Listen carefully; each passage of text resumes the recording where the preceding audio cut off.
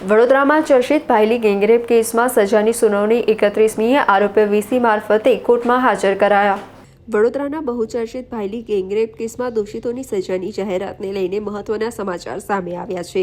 સુરક્ષાના કારણોસર કેસના 5 દોષિત આરોપીઓને આજે કોર્ટ સમક્ષ વિડીયો કોન્ફરન્સિંગના માધ્યમથી હાજર કરવામાં આવ્યા હતા। સ્પેશિયલ કોર્ટે તમામ પક્ષોની ધારદાર દલીલો સાંભળ્યા બાદ સજાના હુકમ માટે 31મી તારીખ નક્કી કરી છે। આગામી 31મીએ કોર્ટ તમામ દોષિતોને આખરી સજા સંભળાવશે। સંવેદનશીલ કેસમાં પીડિતાને ઝડપી ન્યાય મળે તે માટે હાથ ધરાયેલી આ ઝડપી કાર્યવાહી પર હાલ સમગ્ર રાજ્યની નજર ટકેલી છે।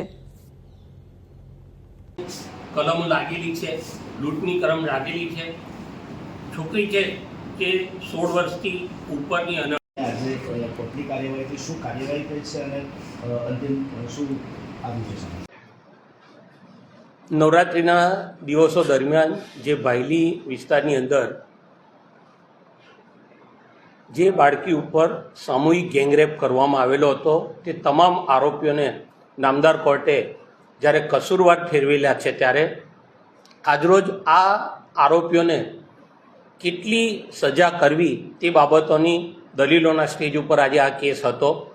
સરકાર તરફે અમે લોકોએ આ આરોપીઓને જે સામૂહિક બળાત્કારને કલમો લાગેલી છે, લૂંટની કલમ લાગેલી છે, છોકરી છે જે 16 વર્ષથી ઉપરની અને 18 વર્ષથી નીચેની ઉંમરની ભોગ બનનાર દીકરી છે ત્યારે આ તમામ સંજોગોને આરોપીઓનું જે રીતનું કૃત્ય છે એને નામદાર કોર્ટ મારફતે સખતમાં સખત સજા કરવામાં આવે તેવી આજે અમે રજૂઆત કરી છે।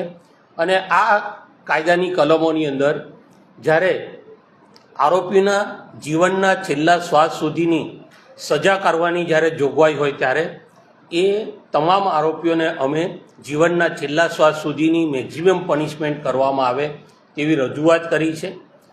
આ કિસ્સાની અંદર જ્યારે દીકરીનો મોબાઈલ ફોન પણ આરોપીઓ લૂંટીને ગયેલા હતા ત્યારે તે પોતે હેલ્પલેસ થઈ ગયેલી હતી, એ કોઈની મદદ માગી નહીં શકે તેમ હતી। એના મિત્રની હાજરીમાં જ્યારે આ ગેંગરેપ કરવામાં આવેલો છે ત્યારે નિઃશંકપણે આ કેસ સરકાર તરફે સ્પેશિયલ પ્રોસિક્યુટર તરીકે શૈલેષભાઈ પટેલ, સુરતના નયનભાઈ સુખડવાલા અને મુખ્ય જિલ્લા સરકારી વકીલ તરીકે મારી નિમણૂક કરવામાં આવેલી હતી ત્યારે આ કેસ અમે લોકોએ નિઃશંકપણે પુરવાર કર્યો છે અને આજે અમે નામદાર કોર્ટ સમક્ષ આ તમામ આરોપીઓને મેક્સિમમ પનિશમેન્ટ થાય તેવી દલીલો રજૂ કરી છે।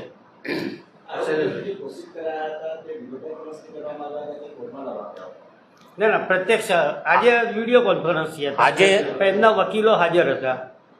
આજે જ્યારે આ તમામ આરોપીઓને કસૂરવાર ઠેરવવામાં આવેલા છે ત્યારે તમામ આરોપીઓ નામદાર કોર્ટ સમક્ષ હાજર હતા।